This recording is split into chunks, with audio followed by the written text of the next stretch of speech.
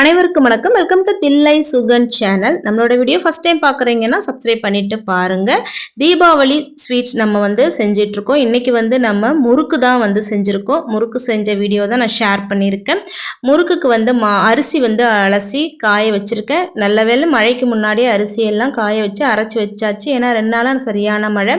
இப்போ அரைக்க கொடுத்துடலாம். 2 படி அரிசிக்கு 1/4 படி உளுந்து நான் வறுத்து போட்டிருக்கேன். ஒரு 100 பொட்டுக்கடலை போட்டிருக்கேன். உளுந்து பார்த்தீங்கன்னா கலர் வராமல் லைட்டாக சூடு பண்ணி வறுத்து போட்டுக்கணும். 2 கிலோவுக்கு நான் 1/4 கிலோ போட்டிருக்கேன். நாங்கள் இப்படி தான் அரைப்போம். சிலர் 1 படிக்கே 1/4 கிலோ கூட போடுவாங்க. இதுவே நல்லாயிருக்கும். 1/4 கிலோ உளுந்தும் 100 பொட்டுக்கடலையும் போட்டு அரைச்சி எடுத்துகிட்டு வந்தாச்சு. நம்ம இப்போ முறுக்கு செய்ய ஆரம்பித்தாச்சு. ஒரு ஸ்பூன் அளவுக்கு எள்ளு போட்டிருக்கேன். 1 ஸ்பூன் அளவுக்கு ஓமம் போட்டிருக்கேன். நல்லா ஓமம் கொஞ்சம் கையில் அப்படி தேய்ச்சி போடணும். ஓமம் போட்டிருக்கேன். அப்புறம் 1 ஸ்பூன் சீரகம் போட்டிருக்கேன். தேவையான அளவு உப்பு போட்டிருக்கேன். உப்பு பார்த்து போட்டுக்கோங்க. மாவு பிசைஞ்சதுக்கப்புறமா செக் பண்ணிவிட்டு வேணால் சேர்த்துக்கலாம், கம்மியாக இருந்துச்சு அப்படின்னு சொன்னால். அப்புறம் பெருங்காயம் கண்டிப்பாக சேர்க்கணும். பெருங்காயம் கொஞ்சம் சேர்த்துருக்கேன். இந்த சீரகம், ஓமம் இது எல்லாமே ரொம்ப நல்லது சேர்க்கணும். அப்புறம் பட்டர் ஒரு 2 ஸ்பூன் பட்டர் சூடு பண்ணி சேர்த்துருக்கேன். பட்டர் சேர்த்து செய்யும்போது முறுக்கு இன்னும் டேஸ்ட்டாகவும் நல்ல முறுமுறுப்பாகவும் இருக்கும். எல்லாமே மாவில் நல்லா கலக்கணும். உப்பு எல்லா மாவுலையும் நம்ம மிக்ஸ் ஆகிற மாதிரி கலந்து விட்டுக்கணும். நல்லா கலந்து விட்டுட்டு அதுக்கப்புறமா தான் நம்ம தண்ணி சேர்த்து பசைஞ்சிக்கணும்.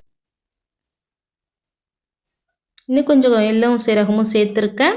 தண்ணி பச்சை தண்ணி தான் எடுத்திருக்கேன். கொஞ்சம் கொஞ்சமாக சேர்த்து நம்ம பசைஞ்சிக்கணும். ஒரேடியாக ஊற்றக்கூடாது. தண்ணி ரொம்பவும் ஊற்றி பசைஞ்சிட்டோன்னா மாவு ரொம்ப வளவலன்னு ஆகிடும்.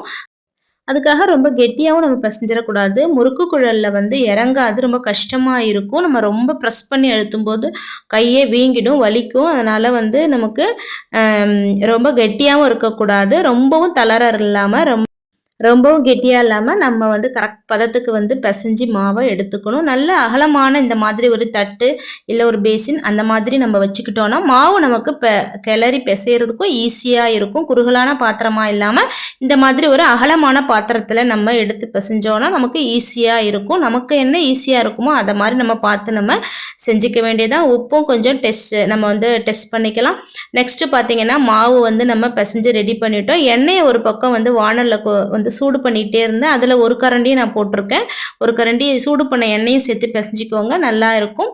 இப்போ நம்ம ஒரு முறுக்கா சுற்றி நம்ம எண்ணெயில் போட்டுக்கலாம்.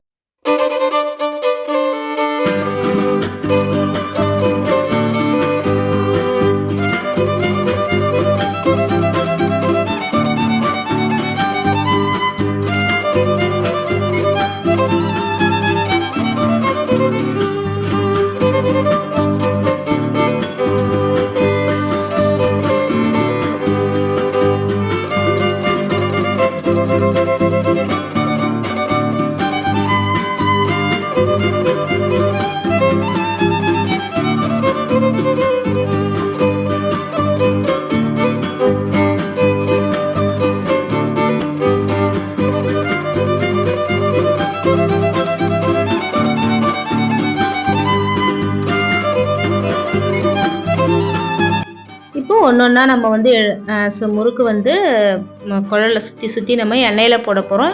ஃபஸ்ட்டு போடுறப்ப நான் கொஞ்சம் சிம்மில் வச்சுப்பேன். ஏன்னா ஒரே டைம் 3-4 முறுக்கு போடுறப்போ ஒன்று அடுத்தது போடுறதுக்குள்ள ஒன்று கலர் ஆகிடும். அதனால் சிம்மில் வச்சுட்டு 4ஐயும் போட்டுட்டு அப்புறம் கொஞ்சம் மீடியம் ஃப்ளேமில் வச்சுப்பேன். நல்லா வெந்துடும். ரொம்ப ஒயிட்டாக வேணும்னா மீடியம் சிம்மிலே வச்சு பொறுமையாக செஞ்சோன்னா ஒயிட்டாக இருக்கும். எனக்கு கொஞ்சம் கலராக இருந்தால் தான் பிடிக்கும். அதனால் கொஞ்சம் மீடியம் ஃப்ளேமில் வச்சு எடுத்துக்கிறேன். எண்ணெயை பார்த்து செய்யணும். எப்போவுமே நான் குழந்தைங்கள ஸ்கூலுக்கு அனுப்பிட்டு தான் நான் செய்வேன். எனக்கு பயமாக இருக்கும். ஏன்னா குறுக்கை நெடுக்கும் வருவாங்க, சொன்னால் கேட்க மாட்டாங்க. சின்ன பிள்ளையிலேருந்தே அப்படித்தான். ரொம்ப 2 வயசுக்கு மேலே சின்ன பாப்பாவுக்கு ஆகிறதுக்கப்புறம் தான் நான் செய்யவே ஆரம்பித்தேன். ஏன்னா சின்ன குழந்தைங்களா இருக்கப்போ எனக்கு பயமாக இருக்கும். அதனால தான் ஃபஸ்ட்டு டே நம்ம நல்லா சாமி கும்பிட்டுட்டு நல்ல நாளாக பார்த்து ஸ்டார்ட் பண்ணணும் அப்படின்னு சொல்லுவாங்க. அதனால் எண்ணெயில் கவனமாக செய்யுங்க. தீபாவளிக்கு பலகாரம் செய்கிறது எவ்வளோ முக்கியமோ அதே சமயம் பாதுகாப்பாக செய்கிறதும் நமக்கு ரொம்ப முக்கியம். அதனால் எண்ணெய் விஷயத்தில் ரொம்ப நம்ம ஜாக்கிரதையாக இருக்கணும். கொஞ்சம் ரொம்ப சூடு பண்ணிடாதீங்க எண்ணெயை. ஃபஸ்ட்டு சூடாக வச்சுக்கிட்டு போக போக அந்த சிம்மிலே இருக்கும்போது அந்த ஹீட் அப்படியே இருக்கும். அதனால் பார்த்து வந்து செய்யுங்க. எல்லா முறுக்கையும் நல்லபடியாக போட்டு எடுத்தாச்சு, சுட்டு முடிச்சாச்சு. ஃபஸ்ட்டு ஒரு பாத்திரத்தில் நம்ம முறுக்கை எடுத்து வைக்கணும். அதுவும் நான் கம்பியால் தான் எடுத்து வைப்பேன். நமக்கு நல்ல அந்த எண்ணெய் வந்து நல்லா ஃபில்டர் ஆகும். கம்பியால் எடுத்து ஒரு பாத்திரத்தில் வச்சுட்டு அதில் ஃபுல்லாக வந்து எண்ணெய் வந்து அதில் ஃபில்டர் ஆனதுக்கப்புறம் ஆறுன பிறகு தான் நம்ம எந்த பாத்திரத்தில் ஸ்டோர் பண்ண போகிறோமோ அதில் வைக்கணும். சூட்டோடவே நம்ம டேரெக்டாக எடுத்து வைக்கக்கூடாது. ஃபஸ்ட்டு ஒரு பாத்திரத்தில் ஆற வச்சுட்டு அதுக்கப்புறமா தான் ஸ்டோர் பண்ணுறதுல எடுத்து வைக்கணும். அடுத்தது எத்தனை வருதுன்னு சொல்லி நம்ம கவுண்ட் பண்ணி வச்சுக்கிட்டா நமக்கு தெரிஞ்சுக்கலாம். எவ்வளோ நம்ம மெஷர்மெண்ட் மாவு எடுத்திருக்கோம், நமக்கு எத்தனை முறுக்கு வருது அப்படிங்கிறது நம்ம தெரிஞ்சு வச்சுக்கலாம். எனக்கு வந்து நான் ஒரு 1.5 கிலோ மாவு போட்டேன். எனக்கு ஒரு 70 முறுக்குக்கு மேலே வந்துச்சு. ஏன்னா சைஸ் நான் ரொம்ப பெருசாக செய்யலை, கொஞ்சம் சின்ன சைஸாக தான் செஞ்சேன். பாப்பாலாம் கையில் இப்படி எடுத்து சாப்பிட்ற அளவுக்கு திட்டமான சைஸ் செஞ்சதுனால வந்துச்சு. முறுக்கு வந்து நல்லபடியாக எனக்கு நல்ல மொறுமொறுப்பாக வந்துச்சு.